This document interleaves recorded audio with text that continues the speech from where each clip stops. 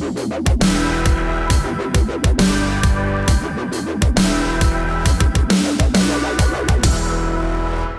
of these days, we're all going to come with the same topic. I would just. How has that not happened? Bill, even the guy who does members is going to come with the same topic for both members and the main show. I think that is so unlikely. We can't get all three of us to clap our clapboards at the beginning of the episode together.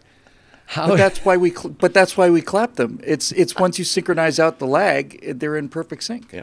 Well, so you're saying we could just all do different topics, and then in post-production you could fix it so we all sound like we're talking about the same thing? Yeah. I can fix anything. Could you make my hair darker and also make me sound smart? No problem. Looks so natural, no one can tell. Now, the first thing we'll do is we'll do a 3D scan of your head, Steve. And we'll have to get you into one of these places where they take a photograph of your face with no shadows whatsoever. We'll map that onto the 3D image of the head. Then we'll do sophisticated motion capture stuff. Get in there with ZBrush and maybe a little bit of Photoshop or After Effects, darken it up a little bit. And I think we'll be able to get the price of these episodes down to about $600,000. That'll be nice. That'll be really nice. You know, I just got a different phone because I destroyed the other one while trying to replace the battery.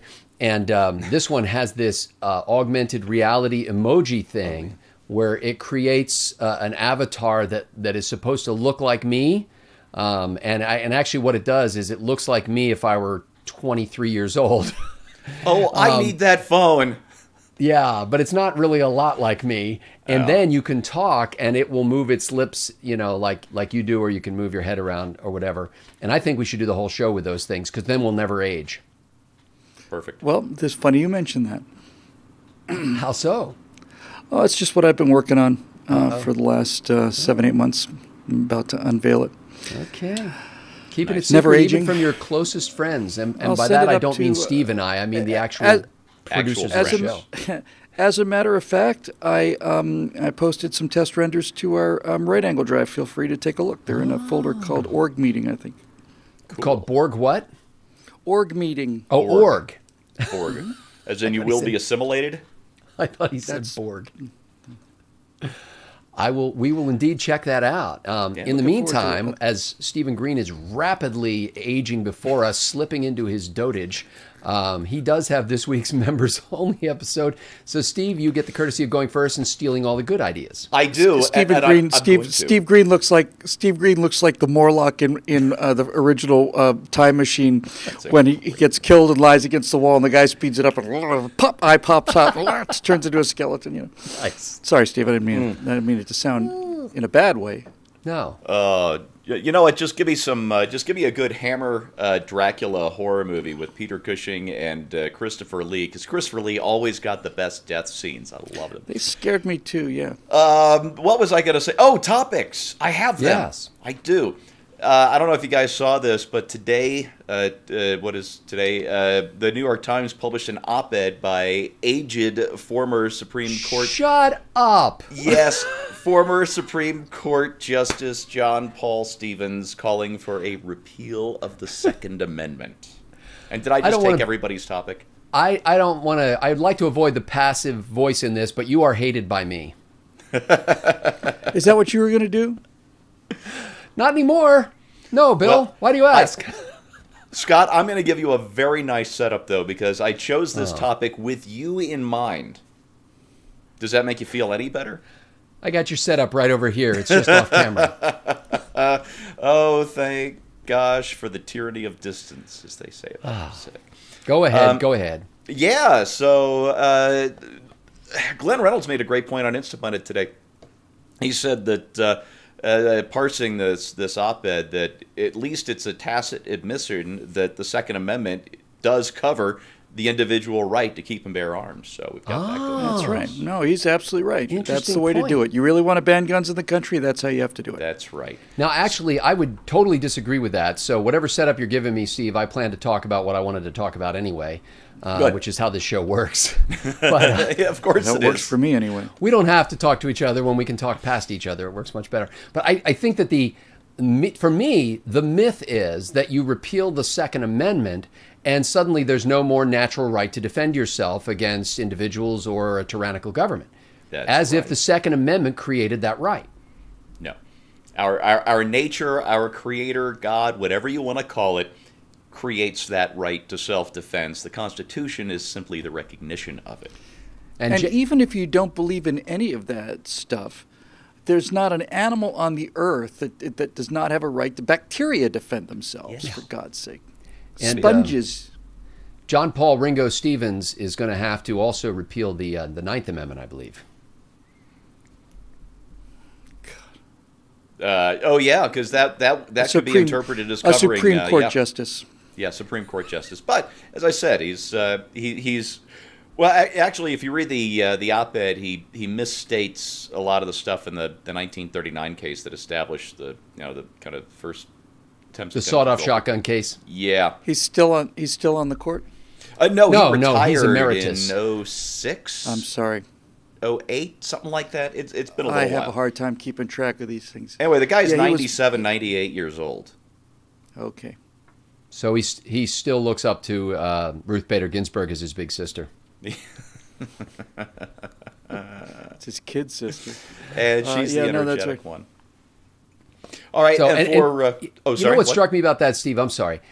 What struck me about that is that you can have a guy who sat for years on the U.S. Supreme Court and has such an utterly different view of the Constitution and the Bill of Rights than other people who sat for decades on the U.S. Supreme Court. And somehow, we mere non-constitutional scholars who do not sit on the U.S. Supreme Court think that somehow we're all going to come to agreement on something like the Second Amendment or gun rights or natural rights or anything. Hey, maybe one of you guys can correct me, or maybe I'm actually right about this. But my impression growing up in the 80s was that the Supreme Court justices were almost monastic. You know, they were at the bench and they heard the cases, and then later, so after some secret process, they would produce an opinion by releasing it on paper, not by making smoke would come out of the chimney, and yeah. Yeah, and now in the 21st century, I don't really care if it's Ruth Bader Ginsburg or Antonin Scalia. I don't like seeing my Supreme Court justices on TV, on the opinion shows, or making the speech circuit. Was it always this way, and I'm not aware of it? Well, since they introduced audio recording devices to the courtroom, and we've got the ability to get rapid transcripts of what happened in today's arguments before the court, I think that changed a lot of things, as they feared at the time that it would. And I'm not sure. This argument about whether government should be more open, would we actually get better laws if it were more open? I'm reminded that our Constitution was drafted under complete secrecy. Yeah. Did they board shut the windows and stuff? Oh yeah, they were sweating on the hot days there in Philadelphia, but without the complete secrecy and without the rule that allowed the delegates to the Federal Convention of 1787 to reconsider any item that had already been voted on, we would not have had the Constitution, because people were afraid to take the political risk. They didn't want the word to get out that they had gotten up in the convention and said something. And to their credit, the delegates to the convention took those secrets to their grave. That's beautiful. Right. I wish we still had that character of leaders today. I think they're just not in the realm of politics because it's gotten so corrupt. It's nothing like a group of old white men getting together in secret and making the rules for the rest of us. I miss that. All right. Steve, do you have any other topics? I do. For members, I didn't want to do this 2 members in a row, but there were so many great, crazy stories this week that I'm going to do another lightning round. All right. Uh-oh. Yeah, so put your thinking caps on, gentlemen. That's promising. Excellent. So Bill Whittle, while my intern goes through the wastebasket and pulls out the ideas that I cast off because I was going to do the thing about John Paul Stevens, would you like to go ahead and tell us what your topic's going to be this week? It's related to the gun control thing too, and I just saw it. I think this morning or last night. I can't remember. And it's the kind of the motive I'm interested so much, not so much as the statement. But now there is a renewed push to have federal background checks for buying ammunition. No. Debbie Wasserman Schultz, a big proponent of this, and Debbie Wasserman Schultz said, "You don't have the right to bear bullets." Wow. Yeah, and it's that kind of sophistry that I'm actually interested in. Oh, so what is good. actually? I've what is got an another armament? example of that. That's the kind of sophistry I'm actually very interested in. So what she's saying is something that would be classified as arms or an armament would be something that is a tube that has a tapping device that could hit a firing pin, and that's it. That it doesn't imply that there's anything inside of the... No. Those would be two separate things. And if the founding fathers had thought that the right to keep and bear arms actually meant what we think it meant in our Philistine way, they would have said the right to keep and bear firearms and also bullets and ammunition and gunpowder. But they didn't include that. Clear indication that they could foresee the massive slaughter that's coming in the beginning of the 21st century. So we should just abide by the Constitution, and it doesn't say you can keep and bear bullets. The thing that interests me about this idiot is that it's this kind of sophistry that's gotten us into so many of the problems that we're in today. All of the erosions of the Constitution, the entire Commerce Clause, using the Commerce Clause to justify anything, absolutely anything. This sort of easing around the margin, we're gonna restructure and make everybody pay for other people's health care because it says we should provide for the general welfare in the preamble to the Constitution. This kind of rhetorical sophistry needs to be laughed out of the room, and the person uttering it put in the stocks for a day or two. Yeah. Because it's an indication that you've lost the argument when you have to resort to this kind. It's like saying, it really is. It's like saying, we saw this guy murder 50 people in a park and he was arrested by the police. He said, I did it, it's all me. And then they go to search his house for some additional evidence. They make one digit wrong on the search warrant. Therefore, the entire case is thrown out. This kind of thing is just appalling. And plus it kind of leads us into this whole talisman idea about gun control. The idea that if we just threw the AR-15s into the volcano, then murder would cease, and so on. But Bill, that kind of statement doesn't get you laughed out of the room. It gets you reelected, and it gets you an Academy Award and a Lifetime Achievement Award. I do wonder whether the Constitution includes any explicit right to make this motion with my index finger. Is that, am I permitted to do that? It gives me an explicit right to make a different motion with a different finger. Yep. And we're just playing softball here, folks. That's all we're doing. No, absolutely right. And so that's basically it.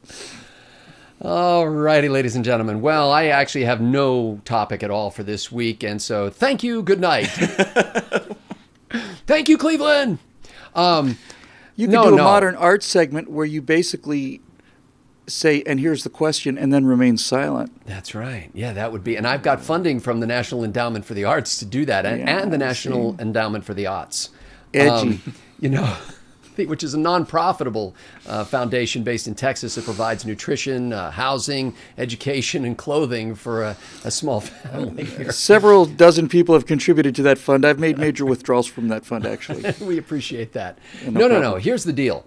Betsy DeVos, the moron who runs the education department, well-known moron. Anytime you see her name in the news, it's always about how she doesn't even understand the basic premise of education, and she's, of course, an enemy of public education and all that kind of stuff. Well, Betsy DeVos did something that an agency head rarely does. She submitted a budget request for 2019, that's significantly less than the previous budget request. Hold me down, Nelly. Yeah, something like $9 billion less, and including $3.6 billion of less funding going to states and localities from the federal government. And the argument that she made for this is that what we've done is, number one, we've eliminated some duplicative programs that, we have 2 programs doing the same thing, or 13 programs doing the same thing.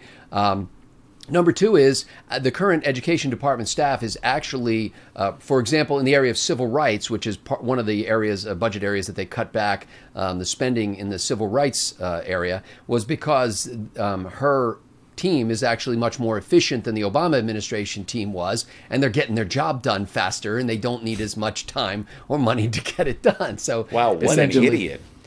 Yeah. They need to do what they did with the governor of Hong Kong, whose name I forget, this British governor who basically made Hong Kong into the economic powerhouse that it is today. We need to erect a very large statue of that woman to be paid for by private donations only, at no public expense whatsoever. Well, and the other thing is, she is trying to reduce the tentacles of the federal government, that the control it exerts over states and local school districts. And the way the federal government does this typically is by offering funding. So the federal government doesn't necessarily stand up and say, you may not do this. It just says, hey, here's the funding for this year. By the way, your funding is contingent upon the following provisos, and you must behave in this certain way. You must do things the way we want it. And I remember I worked for a school district years ago, and I was talking to one of our administrative team about this, and they were saying that the school district got, I forget what it was, maybe 20% or something like that of its money from the federal government. And it required us to actually spend a lot more than that on everything we did. And so I said, well, why don't we just tell them to take a walk, and just say, we're going to fund our local school district on the local level. And certainly in that area.